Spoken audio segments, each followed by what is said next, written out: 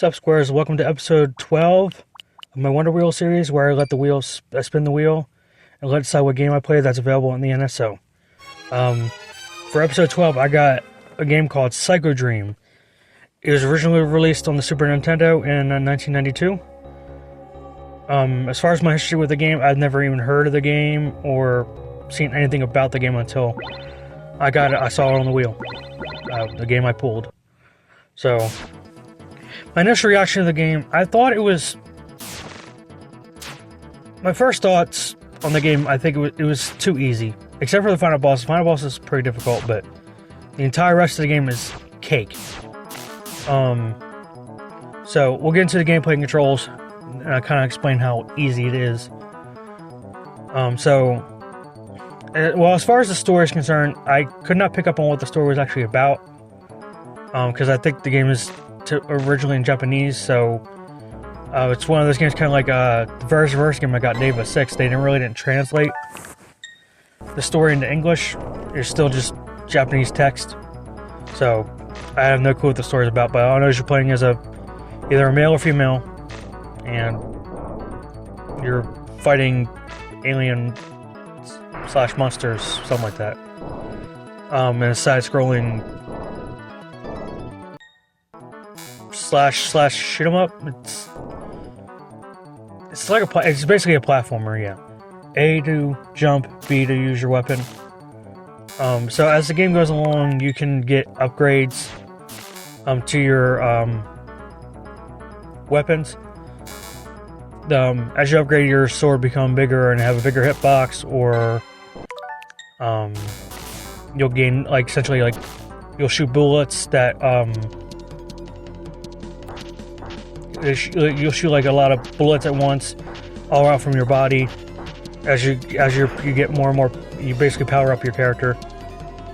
And if you get hit or something like that, or you're taking up too much damage, you can actually lose your entire all your power ups and basically reset back to normal. And then I think there was one part of the game where I didn't even know until the very end of the game that you could actually run and jump higher. I actually had to, because there was a stuck part where I was stuck where I couldn't jump high enough to get onto the platform. And again, this is pretty late in the game, and I had to go out and Google and search how to jump higher. And I believe you have to hold L and R at the same time, L and R bumpers at the same time, so you can jump higher and run. So the entire game, I was walking. So it probably took me longer to beat the game than it should have because I was walking, but the game didn't tell me you could run, so I dealt with the hand I was given.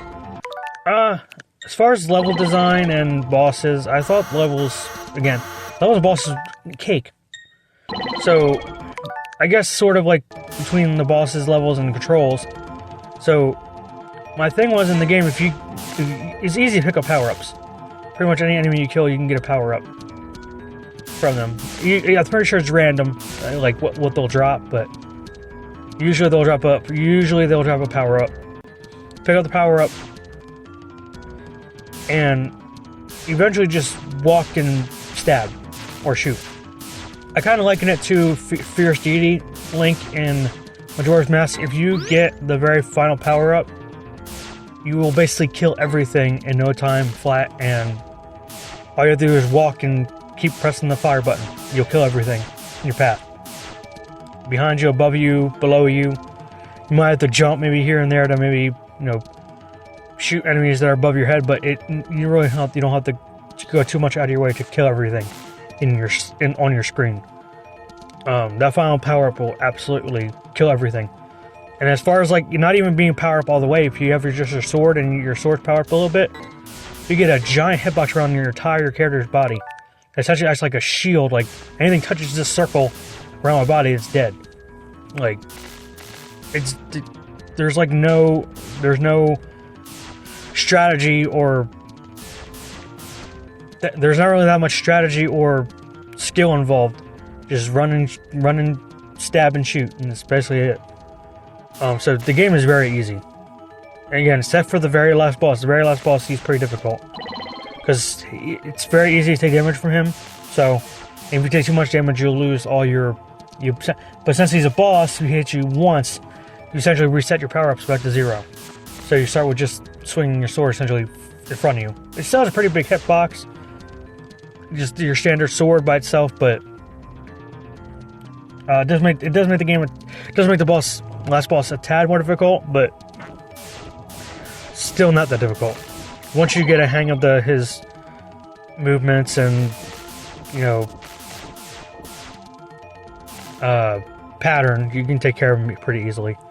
Replay value, there really is no replay value. I guess you can play as the girl and the guy if you want to beat the game twice, but the game is literally the same either way you go, so rated out of 10, I give this game like I'll give it like a middle of the road 5, at least as far as like how I've enjoyed it.